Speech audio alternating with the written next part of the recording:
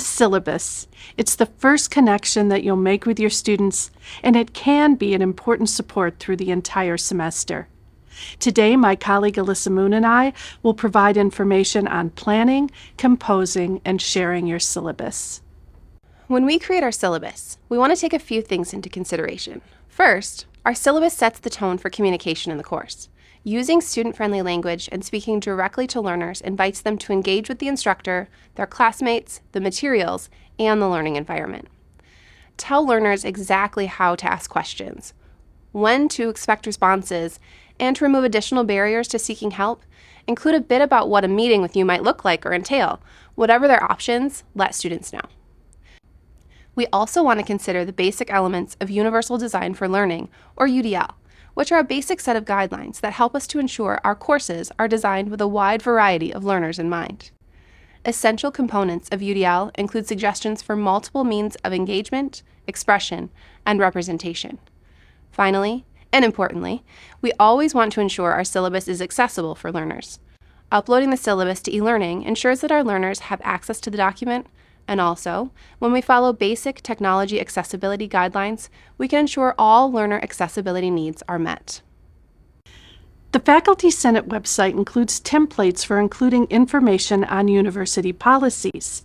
Additionally, it's important to consult the university calendar as well as the athletic calendar to make sure that you aren't scheduling due dates during breaks or during homecoming weekend.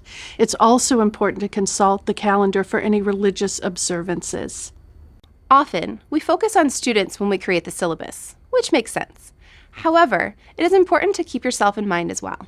In addition to WMU-specific calendars, I like to have my personal calendar out as I compose the syllabus so I can plan according to any trips or conferences I have scheduled and be more realistic about my time commitments. When teaching multiple courses, also consider staggering due dates, pacing out when you will need to provide student feedback. When I first started teaching, my syllabus was a modest 3 pages in length. Over the years, the length began to increase, especially as I encountered new challenges, such as the advent of the smartphone and the use of online discussion platforms. At one point, my syllabus had ballooned to 15 pages, and I realized that even I had trouble reading through it. One way that I simplified things was to pull out some of the information into standalone links. For instance, I set up a separate site for information on assignments and grading, and I used a curriculum map to list the course texts and the reading schedule. This streamlining made the document easier to consult. Even if you have a streamlined, learner-centered syllabus that conforms to the principles of universal design, if students aren't given guidance on how to read and use that syllabus, then all of that good work could be wasted. In the spring 2020 issue of the Journal of Effective Teaching in Higher Education, Houghton et al. Report that changes made to the tone and structure of a syllabus used in a required course offered to 8,000 students at a large 4-year institution only had a positive impact when students were compelled to interact with the syllabus as a formal aspect of the course. But is there anything more boredom-inducing than spending the first day of class walking students through the syllabus? We want to suggest some more effective ways of ensuring that students have read the syllabus. One way to introduce the syllabus is through active learning strategies.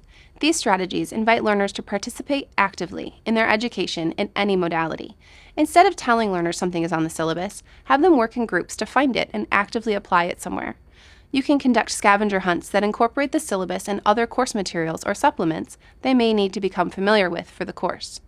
You might do this all on the first day, or incrementally the first couple meetings through a version of icebreakers or similar activities. By directing learners to engage with the most important areas of the syllabus, you will show them what you value most about the learning that is about to take place. Another way to engage student interest in the syllabus is to have them help you formulate policies or practices. For instance, on the first day of an upper division undergraduate course that I taught recently, I asked my students to help me develop the due dates for the major course assignments, taking their schedules and my own into account. We also discussed and set up rubrics for some of the assignments.